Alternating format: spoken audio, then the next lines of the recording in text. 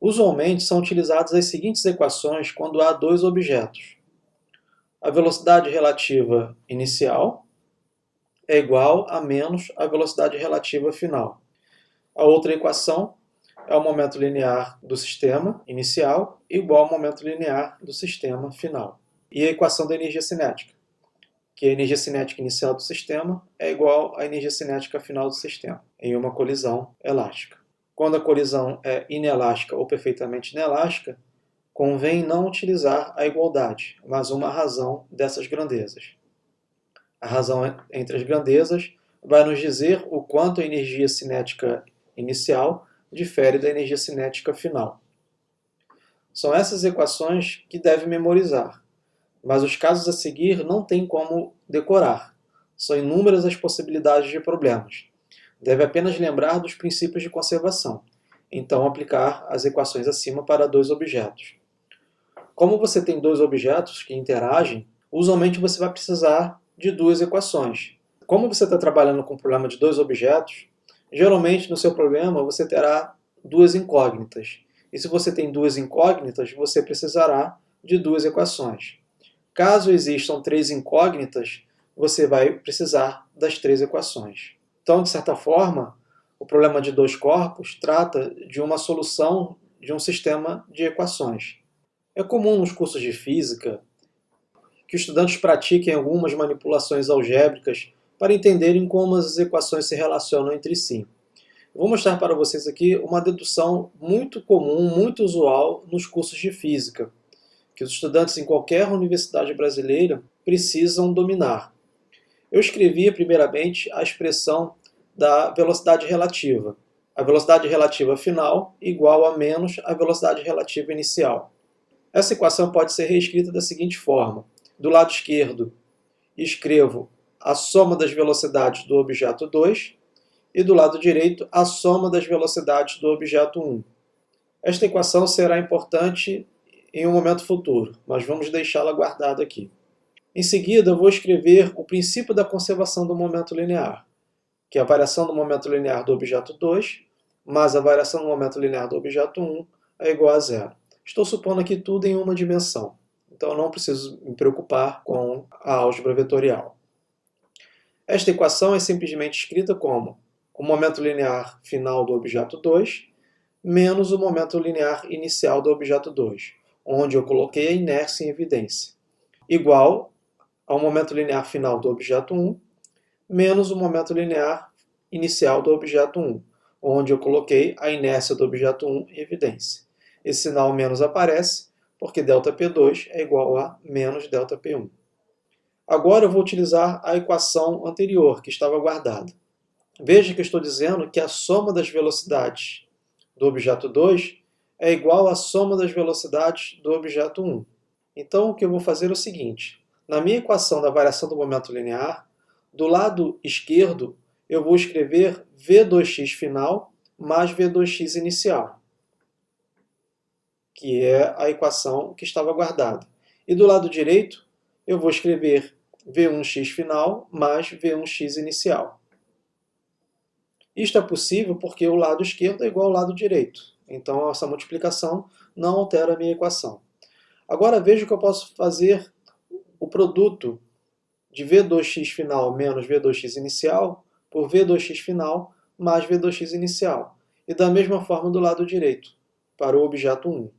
Ao efetuar esse produto, eu vou encontrar que M2 vezes V2 final ao quadrado menos M2 vezes V2 inicial ao quadrado vai ser igual a M1V1 final ao quadrado menos M1V1 inicial ao quadrado.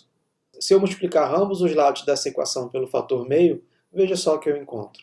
Que é energia cinética. O que eu encontro é a energia cinética. A energia cinética final do objeto 2 menos a energia cinética inicial do objeto 2 igual a energia cinética final do objeto 1 menos a energia cinética inicial do objeto 1. Portanto, obtenho o princípio da conservação da energia cinética, que é a variação da energia cinética do objeto 2 mais a variação da energia cinética do objeto 1 é igual a zero. Simplesmente passando o lado direito da equação para o lado esquerdo. De forma extensa, Então veja como eu posso relacionar as equações da velocidade relativa, da conservação do momento linear e da conservação da energia cinética. Os problemas de colisão você pode resolver por partes, resolvendo passo a passo cada cálculo. Ou então empregar equações gerais, isto é, obter as equações para um dado problema e, ao final, substituir os valores. Se os dois objetos estão em movimento, você tem a oportunidade de trabalhar com três equações, da velocidade relativa, da conservação do momento e da conservação da energia cinética. Nessa expressão, observe que eu estou escrevendo o momento linear inicial do sistema igual ao momento linear final do sistema. E a mesma coisa para a energia cinética. A energia cinética inicial do sistema e a energia cinética final do sistema. Você deve estar sempre atento se você está escrevendo o momento do sistema ou a variação do momento dos objetos. Essas equações são equivalentes, mas se escrevem de forma diferente. Fique atento a isso. Você não precisa decorar as equações, não faça isso. Você pode consultá-las. E à medida que você for fazendo exercício, você tomará mais segurança e essas equações ficarão em sua memória. Mas é preciso praticar. É possível mostrar que a velocidade final do objeto 1 pode ser calculada a partir das velocidades iniciais do objeto 1 e do objeto 2. E essas velocidades iniciais são multiplicadas por fatores adimensionais que são razões de massa. E a mesma coisa para o objeto 2. A velocidade final do objeto 2 pode ser determinada a partir da velocidade inicial do objeto 1 e da velocidade inicial do objeto 2. Essas velocidades são multiplicadas por fatores adimensionais. Você pode até reparar que essas equações têm uma estrutura matricial. Eu vou deixar que você pause o vídeo e tente ver como seria possível escrever essas equações de uma forma matricial. Porque, afinal de contas, essas equações aparecem devido à solução de um sistema de equações. Então, as velocidades finais 1 e 2 podem ser determinadas a partir das velocidades iniciais 1 e 2. A partir dessa equação geral, quando os dois objetos estão em movimento, antes da colisão e depois da colisão, você pode analisar qualitativamente os sinais das velocidades finais de 1 e 2. Para alguns casos particulares, o que acontece com a primeira equação se m1 é igual a m2? O que acontece com a segunda equação se m1 é igual a m2? Letra B. Se m1 for muito maior que m2, e a situação seria, por exemplo, numa colisão de um caminhão com uma grande inércia com um carro de passeio com uma inércia pequena. O que aconteceria com essas equações quando m1 é muito maior que m2, na equação 1, e na equação 2? E a situação C, m1 menor que m2. O que aconteceria com as equações das velocidades finais nessa situação particular? Uma quarta possibilidade seria a massa m1 muito maior que m2 e m1 muito menor que m2. Por exemplo, seria a colisão de um objeto com uma determinada massa com uma parede. No caso D, m1 seria a parede e no caso E, m2 seria a parede. No caso particular das equações anteriores, dos princípios de conservação e da velocidade relativa, é se o objeto 2 está em repouso. Veja que nas nossas equações eu fiz que a velocidade do objeto 2 inicial é igual a zero em todas as equações.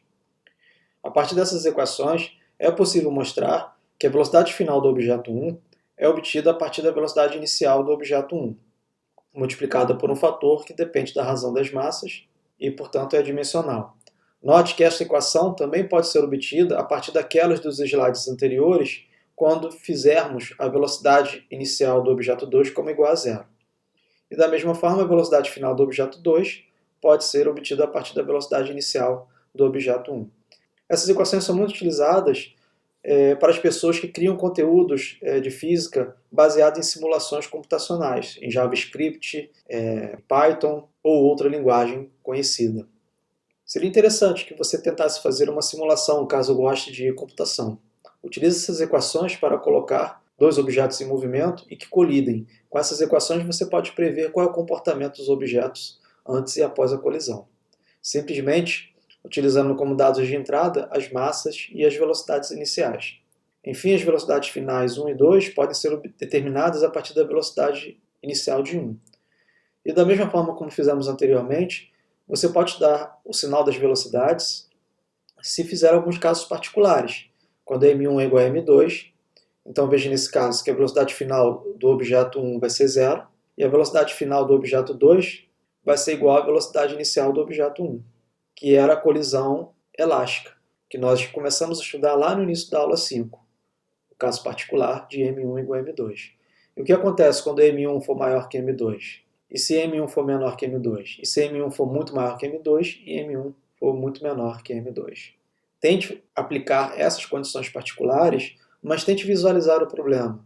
Não se esqueça de identificar quem é que está em repouso. É m1 que está em repouso ou m2 que está em repouso? E agora posso mostrar para vocês as equações gerais de uma colisão totalmente inelástica ou perfeitamente inelástica. Neste caso, nós não precisamos da equação da velocidade relativa. Podemos empregar simplesmente a conservação do momento linear e da conservação da energia cinética. Observando que na colisão perfeitamente inelástica, os dois objetos, após a colisão, se movem com a mesma velocidade final.